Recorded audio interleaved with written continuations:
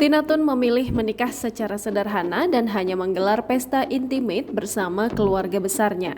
Tina Toon sengaja tidak menggelar pesta lantaran ada adat yang harus ditaatinya. Setelah menikah, Tina Toon dan Daniel masih menunda keinginan bulan madu karena kesibukan masing-masing. Meski belum bulan madu, Tina Toon ingin segera punya anak.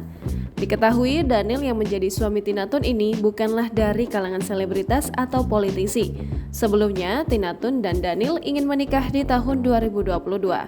Namun adanya pandemi membuat rencana pernikahan Tina Toon dan Daniel harus ditunda.